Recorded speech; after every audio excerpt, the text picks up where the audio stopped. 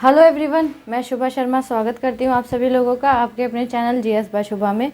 तो कैसे हैं आप सभी लोग? मैं आशा करती हूँ आप सब लोग बहुत अच्छे होंगे, एकदम स्वस्थ होंगे।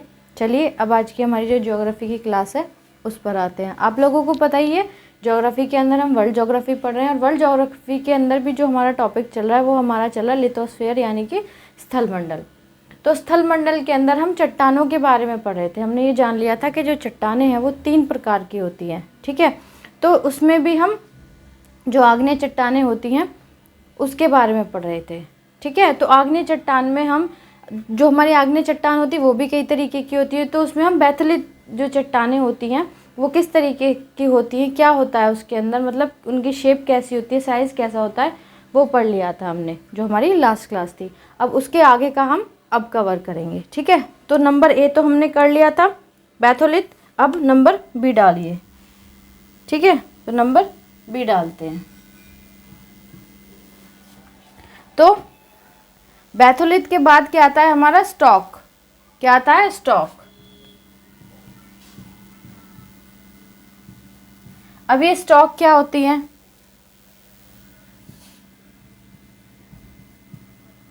ये कैसी चट्टानें होती हैं, कैसी रॉक्स होती हैं, इसके बारे में देखते हैं। तो इसमें बताया है कि छोटे आकार के बैथोलिथ को स्टॉक कहते हैं। छोटे आकार के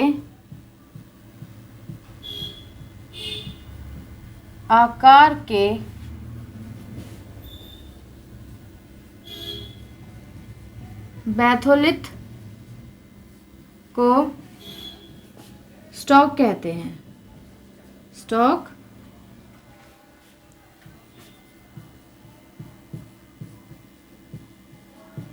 कहते हैं, ठीक है। इतनी बात समझ आ गई? किसको?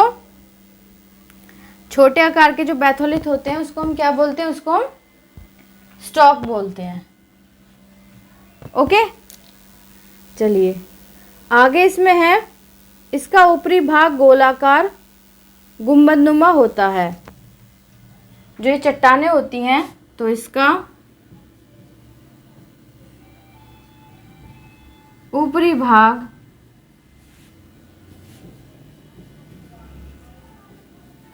गोलाकार गुंबदनुमा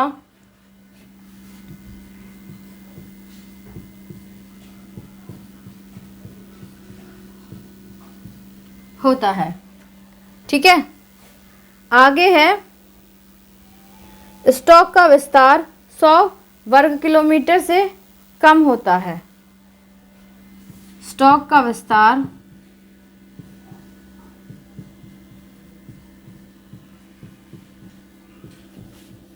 100 वर्ग किलोमीटर से कम होता है।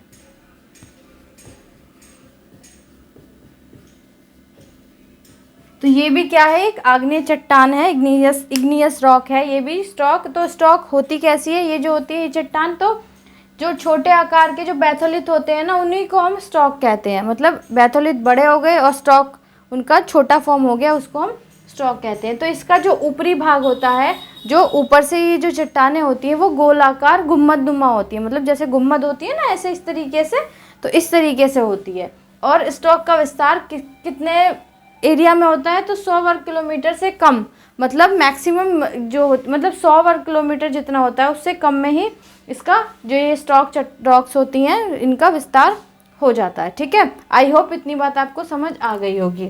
आगे चलते हैं नंबर सी। तो थर्ड नंबर पे क्या है? थर्ड नंबर पे आता है लैकोलिथ। क्या आता है? लैकोलिथ। अब ये लैकोलिथ क्या होता है?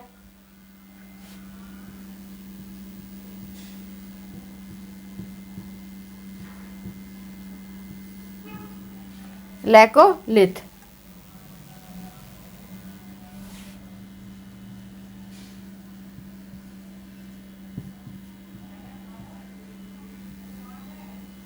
लैकोलिथ के बारे में देखते हैं। लैकोलिथ क्या होती है एग्जैक्ट में? जब मैग्मा ऊपर की परत को जोर से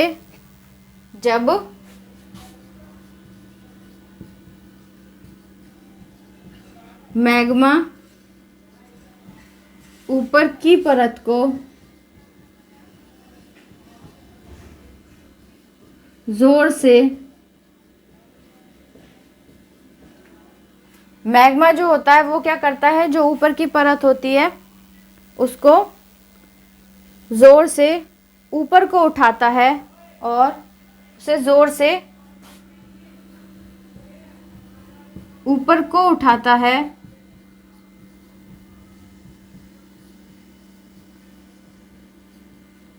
और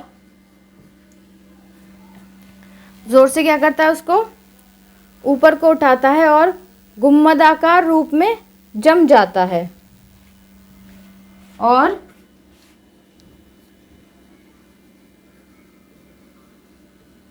गुम्मदाकार रूप में जम जाता है। क्या हो जाता है, गुम्मदाकार रूप में जम जाता है। ठीक है, तो इसे लैकोलिथ कहते हैं। तो इसे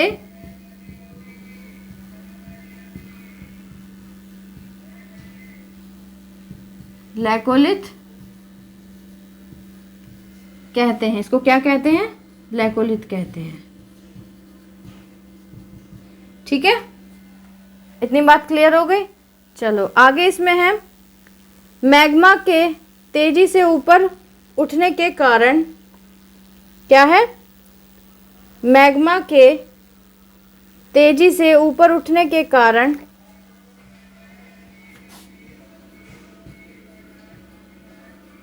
मैग्मा के तेजी से ऊपर उठने के कारण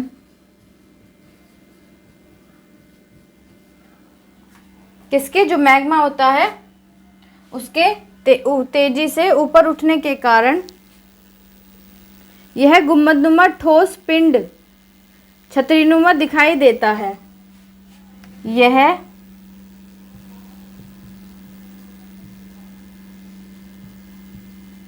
गुम्बदनुमा ठोस पिंड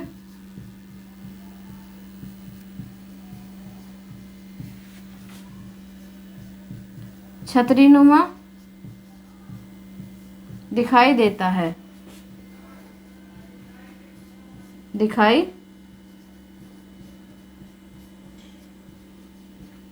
देता है।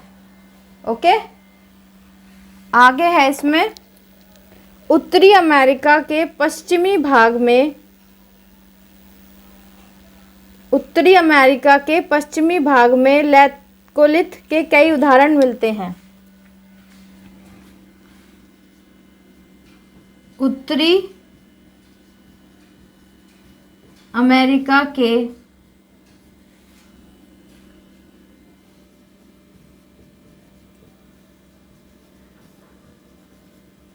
पश्चिमी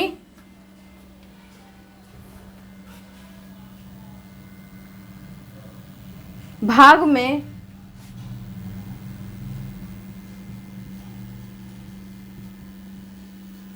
लैकोलिथ के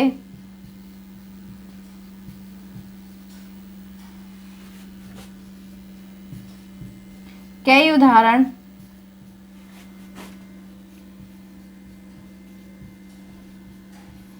मिलते हैं।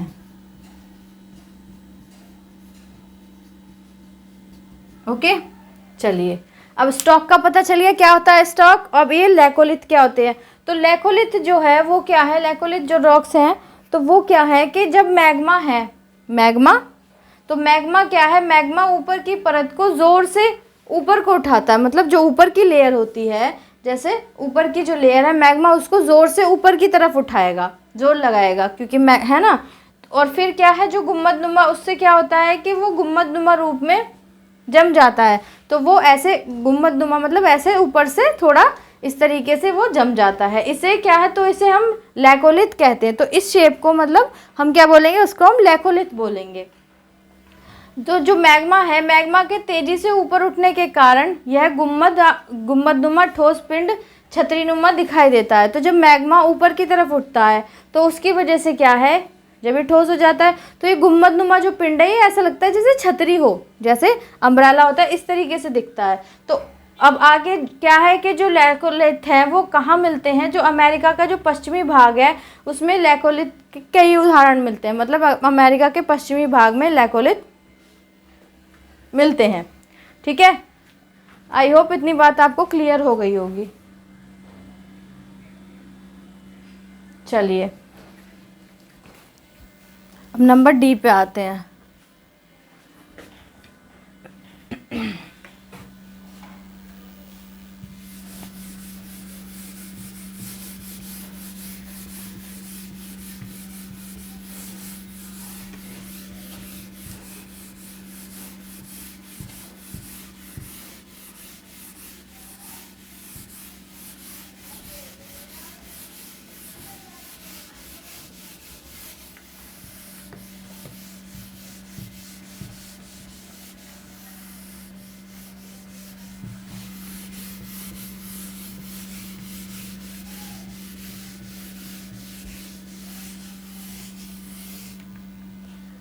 नंबर डी,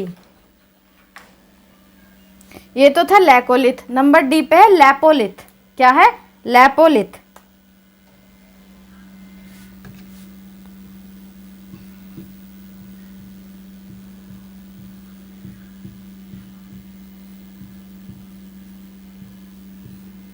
डी पे क्या है? लैपोलिथ। लैपोलिथ।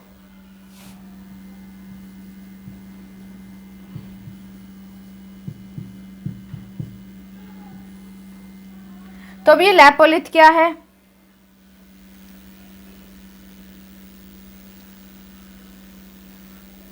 जब मैग्मा जमकर तस्तरीनुमा आकार ग्रहण कर लेता है, जब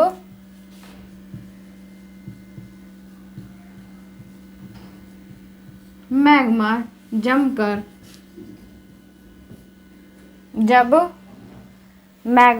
जमकर तस्तरीनुमा आकार ग्रहण कर लेता है,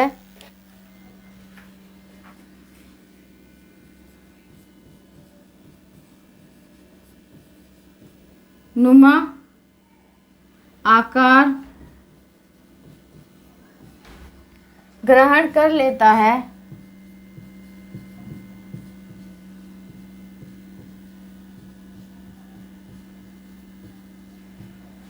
क्या होता है जब मैग्मा जो है वो जमकर तस्तरीनुमा आकार ग्रहण कर लेता है तो उसे हम लैपोलिथ कहते हैं। तो उसे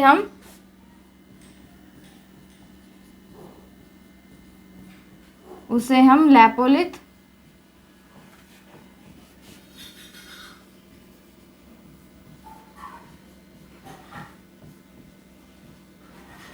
कहते हैं। ठीक है, अब ये लैपोलिथ मिलते कहाँ हैं? तो लैपोलिथ दक्षिणी अमेरिका में मिलते हैं, या दक्षिण अमेरिका। तो हम कह सकते हैं कि लैपोलिथ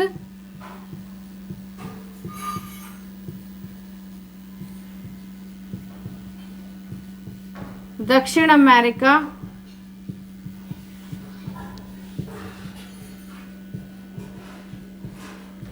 में मिलते हैं।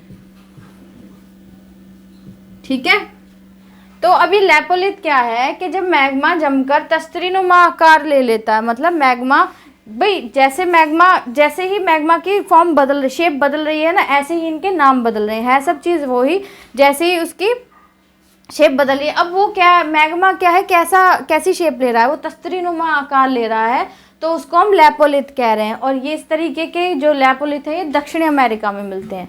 कहाँ मिलते हैं? ये साउथ अमेरिका में मिलते हैं। ठीक है, तो इतनी बात आपको क्लियर हो गई होगी। चलिए नेक्स्ट आता है हमारा नंबर ई। फिर आता है हमारे ये फैकोलिथ। नंबर ई, फैकोलिथ। क्या आता है? फैकोलिथ।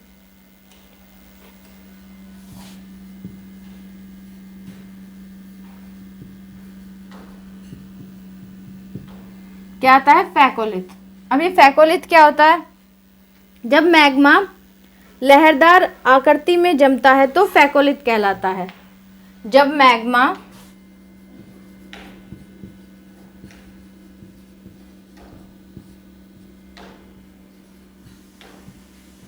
लहरदार आकृति में जमता है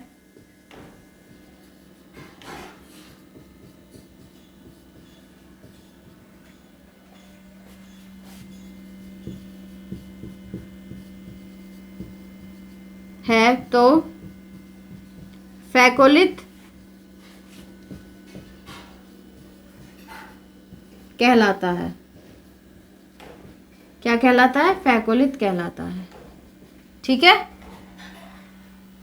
यहाँ तो तस्तरीनुमा में वो अपना आकार ले रहा है, अपनी शेप ले रहा है, तो जब लैपोलिथ कहला रहा है। और जैसे ही जब मैग्मा जो लहरदार आकृति ले लेता है, मतलब जैसे लहरें होती हैं तो इस तरीके की जब आकृति ले लेता है तो वो आकृति में जम जाता है, तो उसको हम क्या बोलते हैं? उसको हम फैकोलिथ बोलते हैं। क्या बोलते हैं? फैकोलिथ। ठीक है, इतनी बात क्लियर हो गई। चलिए नंबर F पॉइंट आता है हमारा,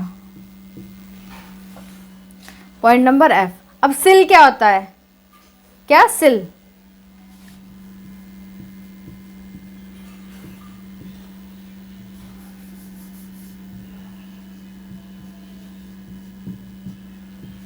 अब सिल देख लो, ये सिल क्या होता है?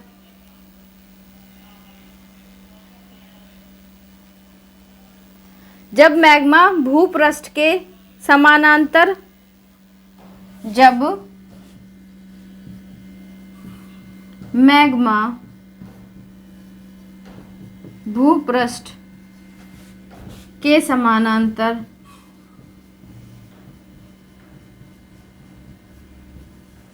जब मैग्मा भूपृष्ठ के समानांतर परतों में फैलकर जमता है, परतों में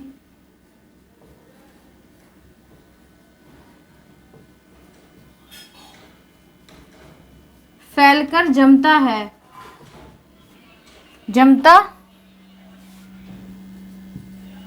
है।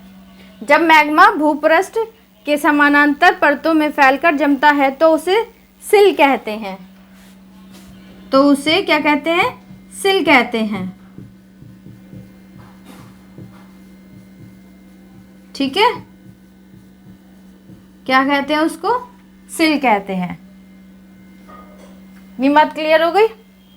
आगे है, इसकी मोटाई 1 मीटर से लेकर सैकड़ों मीटर तक होती है।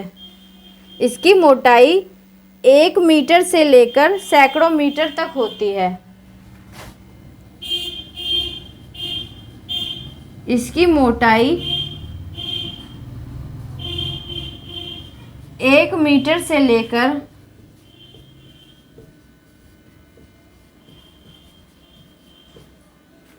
सैकड़ों मीटर तक होती है।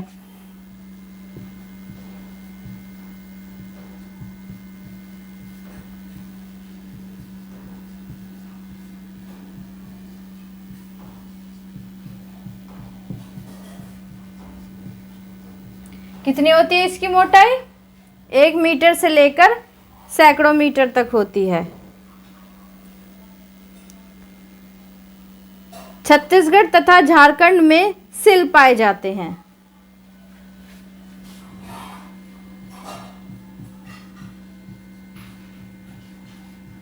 छत्तीसगढ़ तथा झारखंड में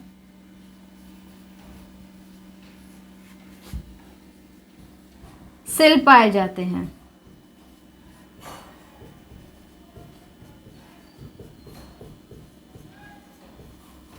ये सब हमारी जो अग्नेय चट्टान है ना, हमारी जो इग्नियस रॉक है, उनके बारे में ही हम पढ़ रहे हैं। ठीक है, वही अलग अलग तरीके की होती है। इग्नियस रॉक जो होती है, तो उसके बारे में ही पढ़ रहे हैं। ठीक है, तो ये जो सिल है वो कहाँ पाई जाती है? छत्तीसगढ़ और झारखंड में। 1 मीटर से कम मोटाई वाले सिल को शीट कहते हैं। 1 मीटर से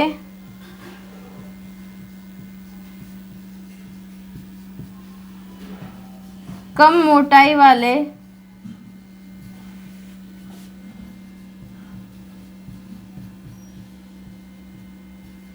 सिल को शीट कहते हैं। शीट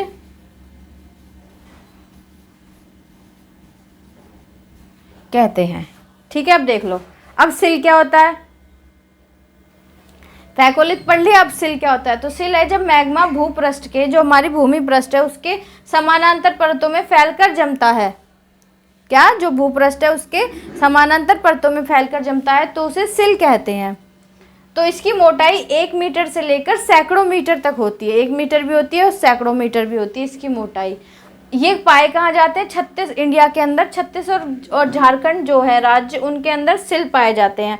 और 1 मीटर से जो सिल की कम मोटाई होती है तो उनको हम शीट बोलते हैं। क्या बोलते हैं? शीट बोलते हैं। होते सिल है लेकिन 1 मीटर से कम इनकी मोटाई होती है, तो इस वजह से इसको शीट बोलते हैं।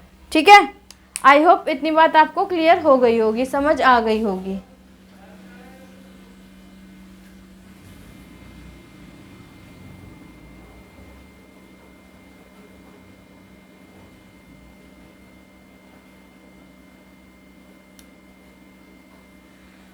चलिए अब नेक्स्ट आगे चलते हैं जी की तरफ।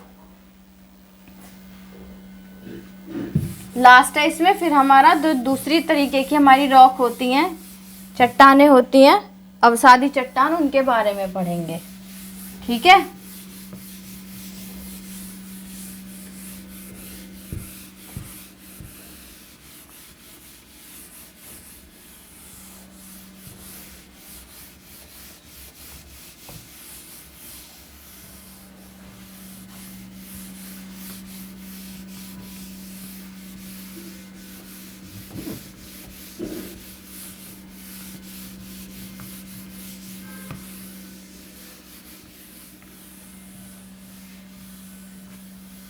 चलिए नंबर एफ पे आती है डाइक, सॉरी नंबर जी पे है, एफ नहीं है जी है। नंबर जी पे कौन सी आती है? डाइक।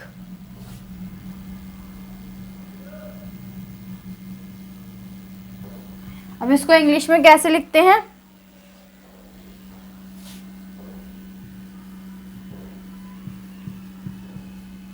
जैसे आपको सही लिख के लगे, मतलब जो कंफर्ट हो वो स्पेलिंग आप लिख सकते हो। ये भी होती है, ये भी होती है। अभी डाइक होती क्या है? जब मैग्मा किसी लंबवत दरार में जमता है, जब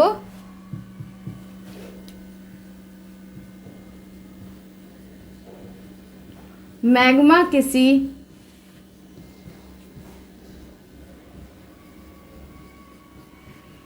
लंबवत दरार में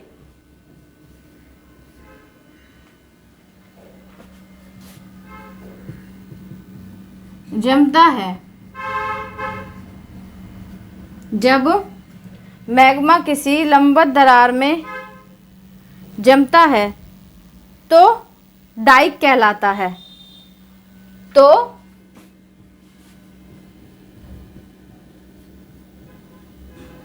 डाइक कहलाता है। क्या कहलाता है? डाइक कहलाता है। झारखंड के सिंहभूम जिले में अनेक डाइक दिखाई देते हैं। कहाँ? झारखंड के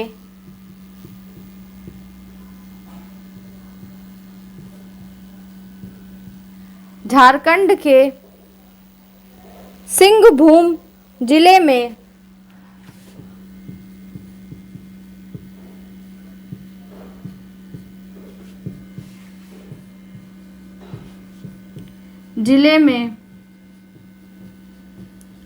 अनेक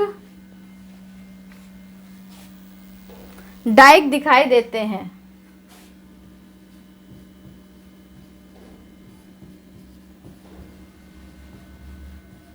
दिखाई देते हैं। ठीक है, तो डाइक क्या होता है? जब जो मैग्मा होता है कोई जो लंबवत दरारें होती हैं उनमें जमता है तो डाइक कहलाता है उसको। जो लंबवत मतलब इस तरीके की कोई दरार है तो इनमें क्या है, इनमें मैग्मा जम जाता है तो उसको हम डाइक बोलते हैं, तो उसको वो डाइक कहलाता है। अब डाइक कहाँ मिलता है, जो झारखंड है हमारे देश के अंदर, जो झारखंड राज्य है उसमें जो एक सिंहभूम जिला है उसमें अनेक डाइक दिखाई देते हैं, मतलब अनेक बहुत सारे डाइक हम वहाँ पे देख सकते हैं कि डाइक एग्जैक्ट में होते क्या हैं। ठीक है, तो ये थी हमारी सारी जो हमारी आग्नेय चट्टानें थी जिनको हम इग्नियस रॉक बोलते हैं। अब जो हमारी रह गई है वो हमारी अवसादी चट्टानें, सेडिमेंट्री रॉक, और कायांतरित चट्टानें जिसको हम मेटामॉर्फिक रॉक बोलते हैं, वो रह गई हैं। ठीक है, तो वो हम अपनी नेक्स्ट क्लास में पढ़ेंगे और उसके बाद हम वॉल्केनो यानी कि ज्वालामुखी के बारे में पढ़ेंगे। ठीक है, थोड़ा सा टिपिकल लगेगा, टिपिकल नहीं है, बस ये इतना समझ लो कि जो मैग्मा है ना, जो मैग्मा है वो अपनी शेप बदलता रहता है। जैसे ही मैग्मा अपनी शेप बदलता है तो उसी के अकॉर्डिंग इसमें उसके नाम चेंज होते रहते हैं। ठीक है, तो आज की क्लास इतनी ही है। आपको क्लास कैसी लगी? आई होप क्लास आपको अच्छी ज़रूर लगी होगी। अगर अच्छी लगी है, समझ आई है, तो प्लीज़ क्लास को लाइक ज़रूर कीजिएगा और क्लास को और बच्चों तक भी शेयर कीजिएगा। साथ ही साथ इस चैनल के लिंक को भी ज़्यादा से ज़्यादा लोगों तक, आप जो भी सोशल मीडिया अकाउंट यूज़ करते हैं वहाँ पर शेयर कीजिएगा, ताकि ज़्यादा से ज़्यादा लोग हमारे इस चैनल से जुड़ सकें और कंप्लीट डिटेल में जीएस पढ़ सकें। अगर आप इस चैनल पर नए हैं, पहली बार आए हैं, तो प्लीज़ चैनल को सब्सक्राइब ज़रूर कीजिएगा। वीडियो को लाइक करने के बाद बेल आइकन को ज़रूर प्रेस कीजिएगा, क्योंकि जो क्लासेस होती हैं वो रिकॉर्डेड होती हैं। मैं क्लास रिकॉर्ड पहले कर लेती हूँ, बाद में फिर उसी के अकॉर्डिंग क्लास डालती रहती हूँ। ठीक है, तो जब क्लास अपलोड करूँ तो आप लोगों तक नोटिफिकेशन आए और आप लोग अपनी पढ़ाई को कंटिन्यू करते रहें। ठीक है गाइज, तो आज के लिए इतना ही है। अब मिलते हैं कल की क्लास में, तब तक के लिए थैंक यू वेरी मच।